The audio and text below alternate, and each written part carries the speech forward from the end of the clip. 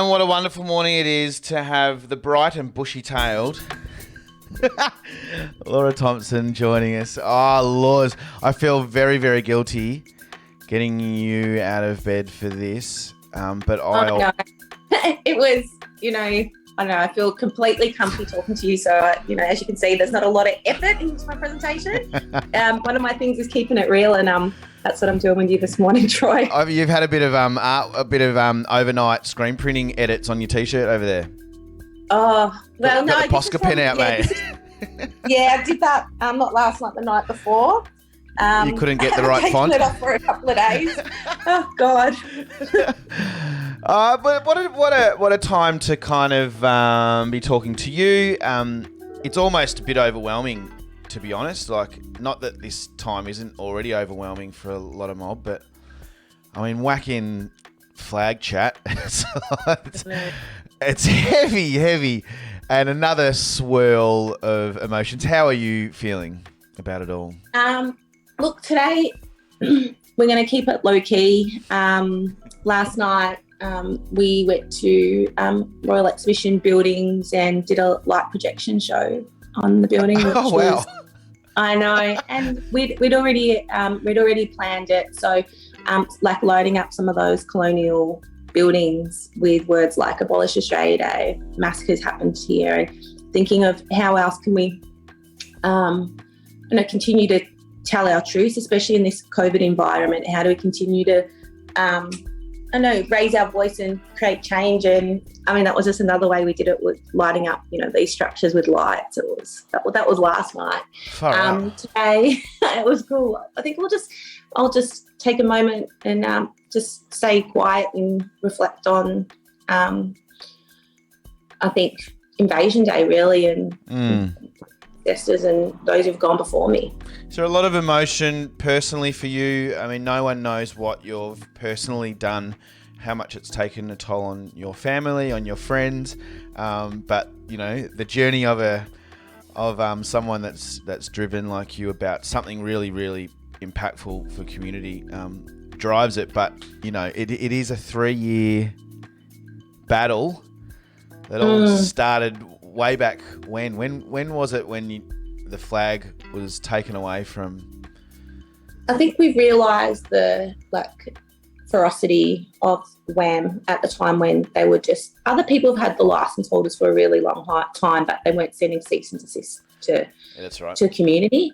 So the arrangement's not new, but the way WAM handled the commercial arrangement was, it was 2.5 years ago, I think June 2019, when we got our cease and desist. And it was the same time that lots of community members, and I think it wasn't just businesses, it wasn't just AFL. We're talking about local Aboriginal organisations and AMSs getting cease and desist too. WAM were hanging out at the gates of our knockout sporting carnivals, finding teams for putting the flag on their shirts. They were. How's the audacity? That is one, dangerous. Personally for their safety, I can't believe that. Yeah, no, I cannot believe that. That is rude. They did. So the carnival organisers had to pay them, I think it was $10,000 for them to go away. On the spot? I don't know how they negotiated it, but they got a large sum that allowed all the teams at the carnival to not get fined and have to pay individually for the Aboriginal flags on their shirts. Once I started to hear more, I think everyone started to have their own experiences and struggles in able to use the Aboriginal flag. And we almost become this, like a listening hub, and we started to get all the stories and we collated them, and it wasn't about closing the gaps, being able to use the flag into the future. It became about let's because my relationship with the flag changed over that time as well. And I no longer started to see it in the same way. But it still meant so much to community. And it's, now that I feel like I can use it and access it freely, I don't know, what if I say, I was going to change this top and put my Aboriginal flag top on today, and I haven't felt like that for 2.5 years. Yeah. Yeah, that ain't cool. It ain't cool. It just ain't cool. I played a really long clip before, the 9-minute clip from your Clothing the Gaps page. That was a really good. It was before yesterday. Obviously, couldn't have created 9 minutes. Yeah. But I played it all, so the listeners have got a really kind of a little bit deeper understanding than our chat about the whole journey. Yeah, it's great. I saw you post this yesterday. Congratulations, Mum, on the flag being freed. You got no work to do now. The naivety of kids, and if only it was true. If only it was true. But I mean, I really do ask you: does it? Can you feel like that a little bit, or are you a little bit like, hey, hang on, and now we've gotten to here. Finally, I can't take the pedal off. Oh, look, it was really. You know what I'm relieved about? We were planning Free the Flag February. And that's not a thing now. Delete that from the to-do list. Entered every single parliamentary MPs, put them all into the back end of our database, and we're going to start sending them letters now. So we set up systems to support all these, and you have to keep it fresh. You have to keep thinking about how do I continue. I think what I noticed was the Free the Flag got a lot of momentum initially, and as we started, we looked in our first year where we got all the AFL clubs on board, and the second year we got half of them. I think I'm going into my third Indigenous round. How can I convince the clubs that, it's really the height of privilege to go, done that last year, I'm not going to do it again. But nothing's changed. If you want to really support the journey, you have to walk with us until we see a social change. And I feel like that's been really hard because new things come up. It's like, if this is, and I guess at the end of it, I think I've learnt, what have I learned? I think I've learnt that having that one thing and having that resilience and resistance to keep pushing through on the topic and staying in my lane. Like, I didn't talk a whole lot about other issues. I just focused my skill set on this, elevated other people to talk about the other things. But this was the issue that we had invested in, and this is the one that we're going to continue to drive no matter what. Even when we got tired, we couldn't give it up. We'll continue to think of ways. Because so many of these, I guess, choices to try and change what society we live in for our benefit, for equality, you fade off from lack of, numerous things: funding, energy, support. You think you're getting somewhere, but you've only really scratched it, and then you kind of get knocked back, and people drop off. And we talk about on the back of your people before you and your ancestors, like sometimes that is the only driving force that. Like, someone else was having a crack, and I know they aren't here right now to see the legacy, but you're kind of grabbing it on. How many times were you challenged to think this ain't working? Like, or did you have this goal, today's goal, firmly in your grasp and sight, thinking there is no way that this eventually can't be ignored? A wise man asked me where's my line in the sand? Yeah.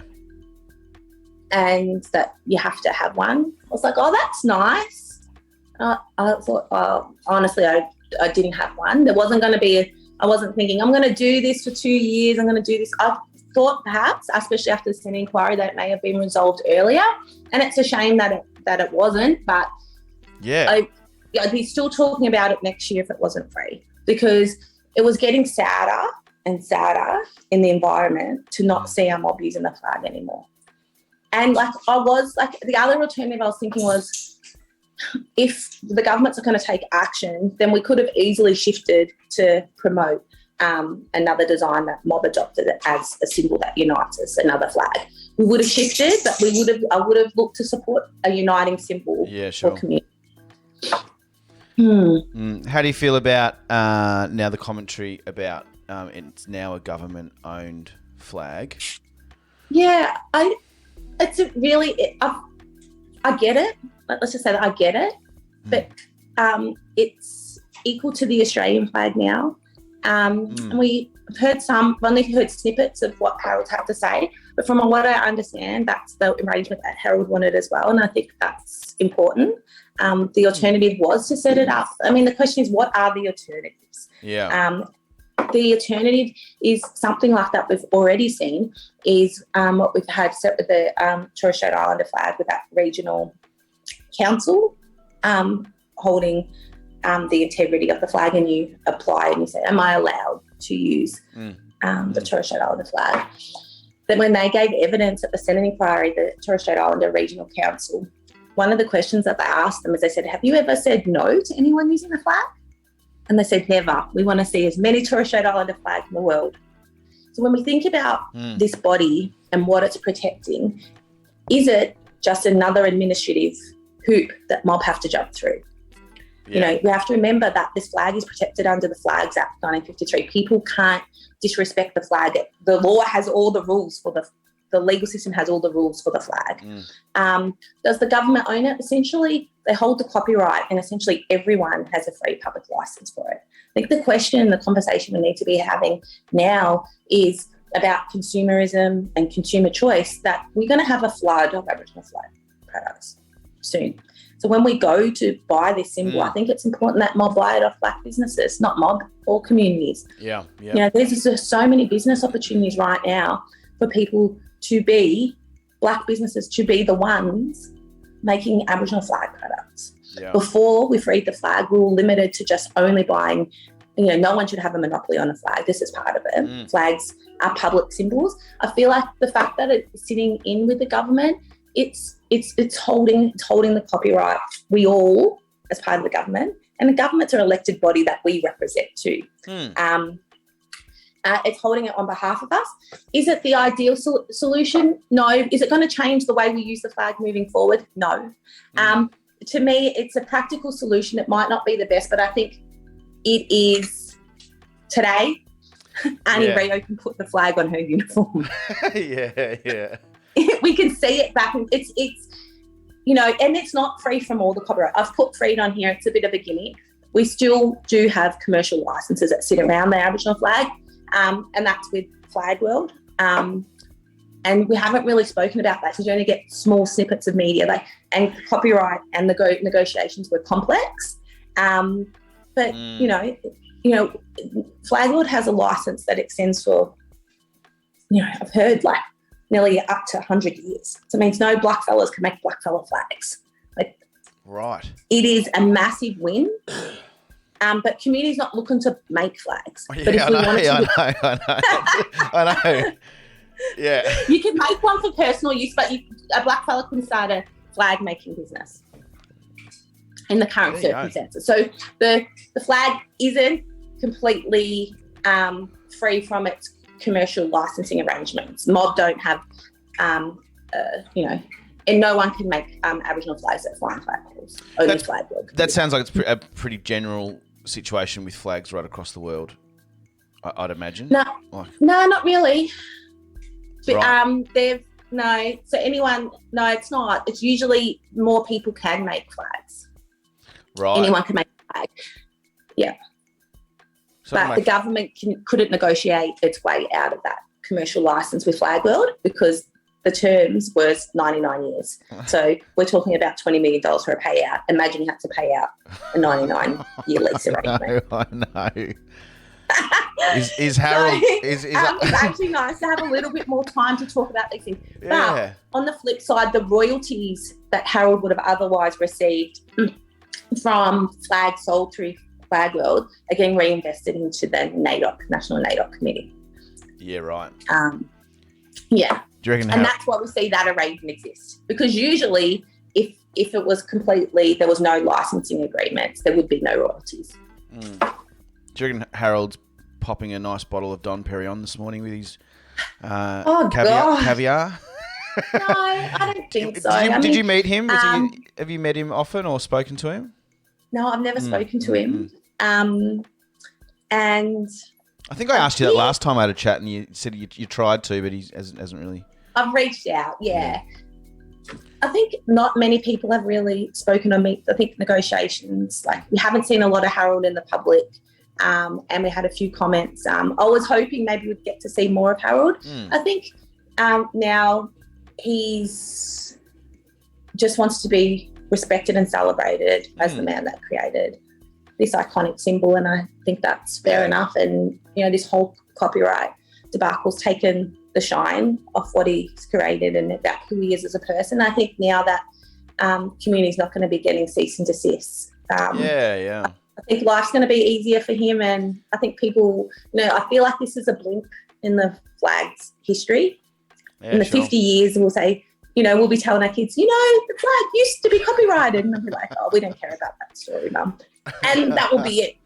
Yeah, I know. And we'll just use the flag like we always have, and like we always thought we could. We haven't got any more rights to the flag than we always assumed that we did. Yeah.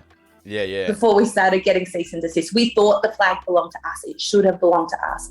And at the end of the day, I go back to when the government proclaimed it as official flag. They should have made sure that Harold was fairly compensated back then. I wouldn't be here. Yeah. Today's another day, obviously, other than freeing the flag. It's Invasion Day. It's everyone's having discussions. We've had plenty of discussions already on the chat today. We've got a pretty open-minded and respectful group, but for the wider community, I'm a good friend of mine who's on the chat right now actually teaches at my old school, and they're still lacking in their children level education or even the school curriculum education. But she went and wore one of your t-shirts to school yesterday, which is she would have gone in. I feel like that's a very brave move for Jane, but she's a champ. She's thought, you know what, I'm going to do something, go into my school, and she went to the shops with a very visible it's not a date to celebrate t-shirt. Is that what you got? What's the slogan? Yeah. This is not a date to celebrate. It's very clear English, big words. And I asked her if anyone kind of weirdly not make conversation with you yesterday at school than normally would. But that's it's helpful. How do allies? I know you've got an ally friendly range, which is really great. But we've got to get in there, hey, and have convos today, if that's at least something, because a lot of people can't go to events and all that jazz today. And I think you're right. Like, get hats talking. off to Jay, for pulling on that t-shirt, because it's very much, you can share something on your post and share away. There's great resources and you can use your platform to educate. But when you actually wear your values and you put them on, it changes the way you feel. I've worn different tops that have pushed different messages on my top, and I've gone, oh, where am I going today? I said, Laura, you're looking at your diary worried about what people might think of this message. And it's very normal, right? Yeah. And because you're essentially a walking billboard and you're wearing your values and you're saying, I'm prepared to have a conversation about this today. Yeah. And this is what I feel about it before you even open your mouth. Yeah. Yeah, true. Great way of putting it.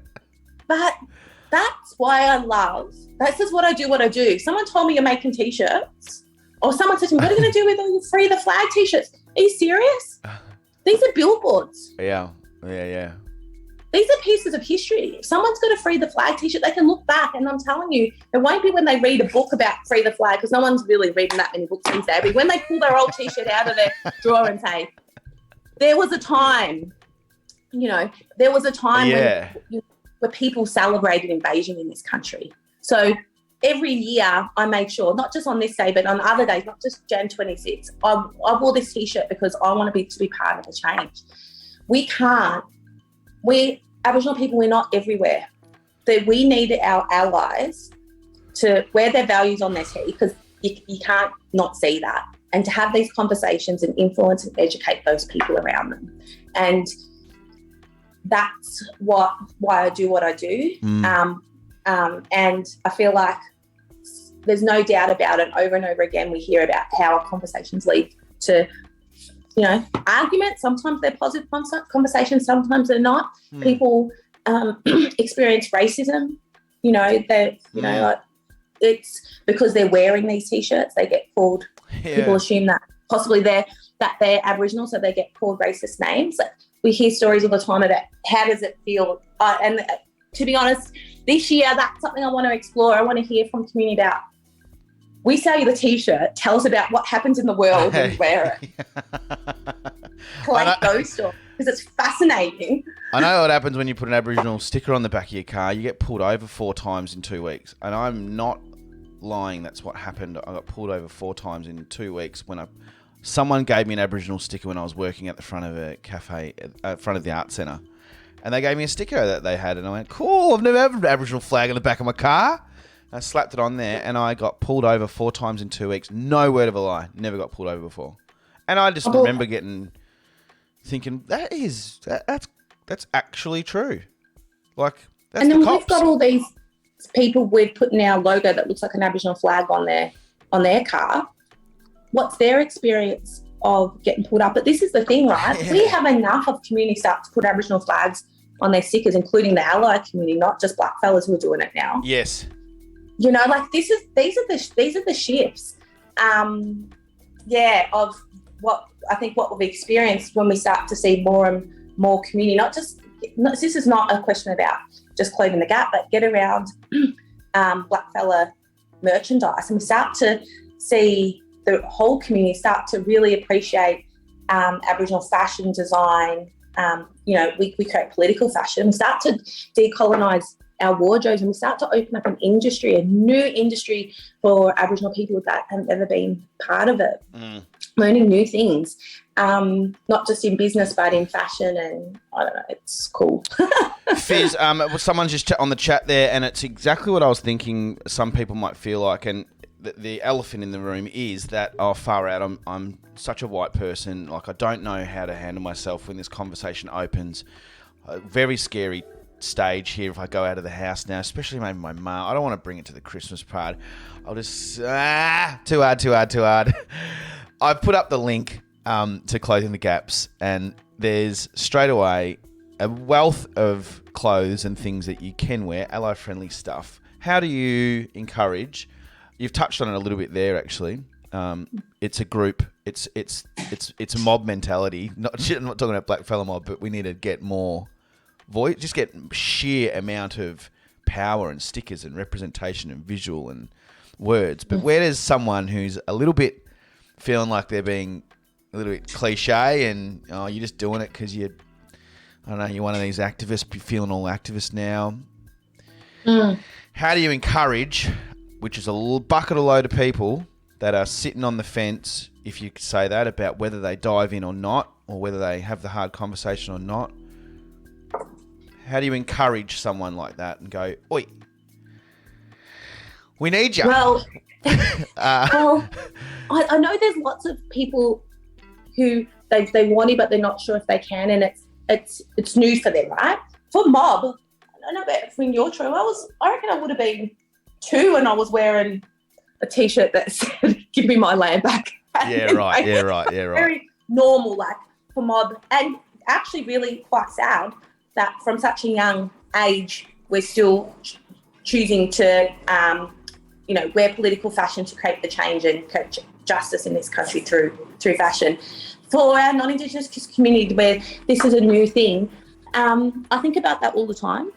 And I don't know if you noticed, we had 2 editions of our Not a Date to Celebrate tee. We had the big bold one for those people who are really probably been wearing the clothes for a while, or they're just ready. They're ready to.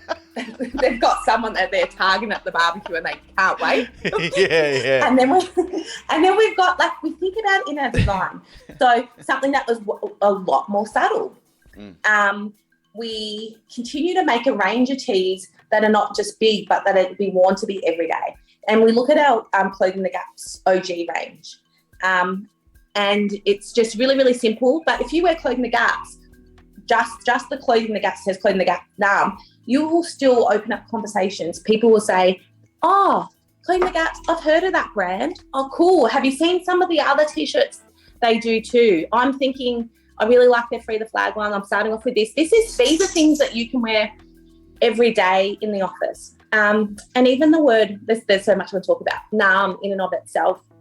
There's some description about language, words, place, names, all those things. Thanks for sharing that, Troy. That's all right. I feel like you shouldn't wear the T-shirt if you're not comfortable wearing the T-shirt. This isn't the push to, wear the fashion. You need to be ready to wear the fashion. And if you're not comfortable in the t-shirt, then it's probably not for you. Look at something else in the range. It doesn't mean it's never going to be for you. It just means you probably need to do more education, learn more about the topic, and speak to more people. And then rock it. You'll know when it's right and you'll know when it's ready, because it will be like you will be looking for not those occasions to be like, I need to wear my tee to that. We had people doing their citizenship ceremonies today, and they're wearing the always was, always will be t-shirts. Those moments where they're part of structures that and events that they don't necessarily agree with. They can't say it, but they can wear it. So many people do those things, and it's incredible. Or just every day making a statement. Like, if I know that I'm going to be photographed somewhere, and it could be a formal event, why wouldn't I use this, is just me personally, as an opportunity to put a value statement across in that photograph? I could be wearing the most fanciest skirt. I would just crop my t-shirt. I'm like, don't want to miss a moment. Never worn so many t-shirts in corporate settings in your life in the last 3 years. Oh my God. I get to wear another t. Oh. Yeah. Hey, Fizz, I love it, Fizz, because I feel like there's a really good listener on who's, just really interested. But, he's almost prefers to wear them not on today because it feels a bit bandwagon. But I think when you're in moments like that and you do it outside of these bandwagon weeks, that will just explain that you're not there for the week or the day. Exactly. That will be your explanation. You don't have to always explain. That wouldn't be a good enough reason to dodge it and then do one less day, even though it's on the date. Do it then and prove to them that it's not just that date, and go again 2 weeks later and a month later and whatever else. Absolutely. You know yourself. I think that's a perfect answer, Troy. You know yourself that you're not the person that's doing this on a bandwagon. You need to check in your own integrity around why you're doing it. And perhaps ask yourself, if you've got that little voice in your head that's saying, I feel like I'm on the bandwagon, I'm not going to wear it. That's not a good reason. But if you wake up in a week's time and you go to put that t-shirt and you go, I'm not going to wear that today, where's my other t-shirt? Ask yourself, what's going on for me here? Why didn't I choose to wear that t-shirt? Is it not a day? I think the clothes, good one. Having the clothes in your wardrobe is enough to remind you, because sometimes people might not have a conversation other than the key dates of the Aboriginal calendar year. And they're the dates while the most exhausted. Totally. Look at this. I got 2 hours sleep last night driving back from Black Stage, and did the dawn service this morning, producing that. Eyeballs are hanging out my head, but it's always a treat talking to you. Yeah. What are you doing for the rest of the day? You can have some rest and sleep. I noticed that you're staying off socials with your Clothing the Gap stuff, and usually you'd be at Share the Spirit or somewhere. I would be. I'd usually be at the dawn service and the rally. Last year I went to Gunditjmara country to the convincing ground ceremony at that massacre site on my home country. So that's what I did last year. This year I think we're just going to chill and be with some of our friends. Yeah. Nice. That's it. Keeping it low key, trying to stay off the socials. I'm really over technology. If I didn't look at my phone again for the rest of the day, that would be great. I went for a little scroll because I looked for little clips and stuff to play on here, and I saw Geelong Football Club. Cool. What's that they're up to? And so it was someone wrote on it. It's like a Geelong fan club one. Sorry, Cats, but I'm putting you under it's the community more so, not the Cats Club. He wrote, how good is Australia Day? I will not be saying sorry for our past wrongs. How good's Australia? Let's live and love the day and celebrate. Aussie, Aussie, Aussie, oi, oi, oi. This is on Geelong Cats. So I'm like, far out, I'm not even getting involved. And I sat there with my little fingers going, how do I? And I went, nah, you know what? I'm going to get off that and I'm not going to get involved. And because I can't be bothered anyway. I can't be bothered. Too many years in a row. Look at the work that you're doing. Yeah, I know. Keep doing that. Yeah. It's one of those things where we get overwhelmed with comments, like in the lead up to Jan 26. Every time we did a post that said, we shared a bit of graffiti that said people who celebrate genocide are wankers. A bit of graffiti on a wall. I saw that. It's got to be Northside. Offended people got. We just couldn't moderate it anymore. Like, I'm moderating it. Like, then I had to put up a post, don't read the comments, because I don't know if we can keep up. But to be honest, and this started, and I actually don't hate this strategy for people who are inundated with racism, to block and delete. Like, see ya. Because I want to keep my platform as safe as I can for mob, and I don't want people to see those comments that, that are just racist, and there's trolls on there. So if you're racist, and even those, those comments are like, oh, that's annoyed me a bit. I listen to my gut and I go, is it really, should I leave it? Is it really, do they deserve to be blocked? As soon as I start to question it, they're gone. So I listen to that gut. If I think, should I delete it? If I thought that, it's going. Yeah. And I block and delete. It doesn't mean people can't ask questions, but we need to have safe spaces online as much as we can, which, we're trying to do that at Closing the Gap, and, not give racists any airtime at all. Yeah. And then, you can be pitched. It's really hard to not respond, because it could have been the 18th time you've been asked something that day or in the last few days. And you're like, why don't you do your own research? And you just say that, and ooh, angry.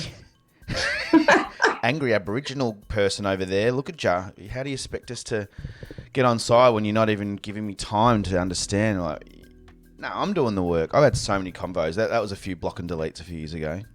People messaging and going, well, if you're not going to inform me, how am I going to learn? Like, you're asking very basic stuff that Google will help. Google will do it, but you need your Aboriginal mate to confirm it. It's so funny, but it's hard at times. But I think, good call. Keep concentrating on the good stuff. Yeah, instead of getting involved. I feel like that's the thing. Keep doing the work. It's what we've always done. We've got some big campaigns coming up soon, where we're working with Rari Hicks, one of the actresses that was on Wentworth. I just binged the whole Wentworth series. To watch her. She's running a campaign, Kids Belong with Family. So we're excited about that one. We've got some T-shirts available online already. We haven't spoken about on our socials because we've been talking about lots of other things, but talking about the importance of keeping kids close to culture and family and out of the welfare system is a conversation we'll be having on our platform in the lead up to Apology Day. Cool. Supporting Rari. And then, most excitingly, we've got some fun things coming up. I think you're going to love this, Troy. What? Party. Well, it's really like, we think, it's Valentine's Day. We don't really do anything for Valentine's Day, but we thought, it could be a good reason to run a competition. So we're running a competition on our social that's matchy match with your perfect match. So cool. we've got really corny, I don't even know, like 70s and love things. There's all these pictures of Paul and I, it's really and he's got his hair like that, and awkward family photos, kind of. Yeah, awkward family photo vibe. So they're so good. With all different combinations of couples that just happen to be in our workplace. So Paul and I were that older couple. And poor Sarah, my business partner, was her and her dog. I think it's important to have some fun and keep it light. So I'm looking forward to sharing some awkward family photos. Yeah, that is refreshing. Hey, not something about. You need to do both. I'm telling you that. Yeah. I definitely feel, and I always kind of talk about how I feel the shift is going, usually one way or another. But I feel more encouraged this year still just in a general, looking at all the information flying in and out from local communities to Geelong communities. I have not seen many Aussie flags on my Facebook feed this morning. It's just less. I even saw some great ally work on the comment section of another post. I've definitely, it's true, it's changing, and I think that's encouraging for people to think, just know that you're actually starting to be in the majority by supporting what this is all about. Like, you're no longer in the really scary, weak minority that, it's not talked about. You're actually, I think you're popular. This is how I feel. I think you're popular now. People are starting to get popular by saying things like, let's change the date, or abolish the date, or let's listen to Indigenous peoples, or let's bring in good culture, and let's learn our history, and which is a good thing. Yeah, it's so true. And it's a good measure. So nice, and it's so needed. Like when I keep in my circle tight today, I'm hanging around people that I know whose views are aligned with mine. They're not celebrating the day.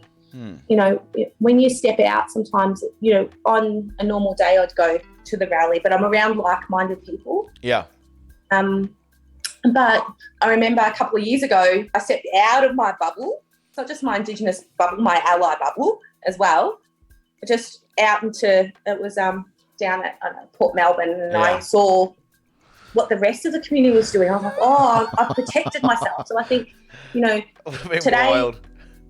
Yeah, I'm still protecting myself. I don't want to see any of that, but I think you're right. There's less of it. It is in certain communities too. Yep. Hey, Laws. Thanks again.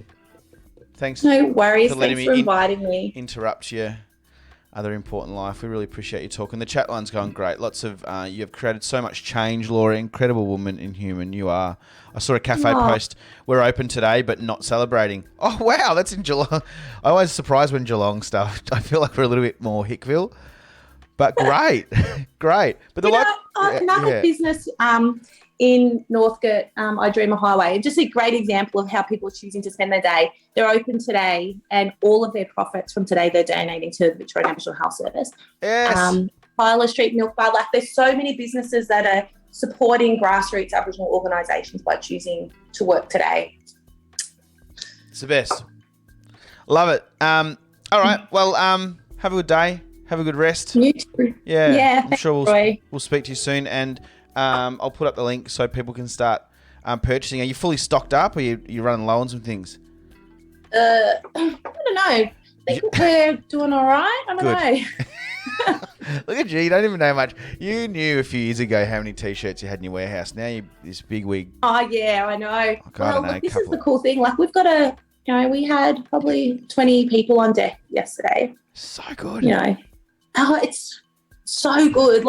And how much would they be loving it? They would be loving being on that train with you. They are. Yeah. And they're honestly part of the journey, for the people in, I'll finish soon, but the people who are, our team who are picking and packing our orders, they're not the distribution team, they're packing change. And I honestly think every time they pack a T-shirt, yes, it's mundane and repetitive, but they honestly are, they're going, we're sending this to blah, blah. Yeah. Who's that? Have you heard of it? If you're listening, we promise we won't stalk you. But we're still interested in where our teas are going and who's buying them. If it's emailed us today, can I just say? Serious? Eddie Betts, move over, mate. Kate Moss, are you kidding? Just congratulating us and, all the things. I used to work for Telstra back in the day, and I used to be able to have access to all the phone records. I feel like it's the same kind of thing. You could potentially be best friends with anyone in the world. Hey, what should we play? What should we play? We're going to finish off with a song. What should we play? What can we play? I can't play any swear word songs. I was going to say January 26th by AB Original, but it's got too much F. I don't know, Troy. You choose. Oh, come on. Sorry. What do we want to play? You should have given me... It's all right. Have a think. While Laura's thinking about a song that she would like us to go out with, I will thank the subscribers and the people that support the show. These are the individual subscribers: Maddie Dowd, Jano Blackston, Jan, Squiz, Shelley, Tice, Sal, Nurico, Tony, Renee on Cooper, and family subscriber, the Fizzers, and business subscriber, Liberty Disability Services. If you want to join that list, click the link in the chat. What are we doing? I'm leaving this one with you. Oh, still? Far out. I just realised I was meant to be. I'm looking at my phone. I'm like, I'm meant to be somewhere at 9. You play. I don't know what you've played. You go with something. Play something a little bit upbeat. Yeah. All right. Get out of my face so I can think. All right. See ya. Talk to you soon.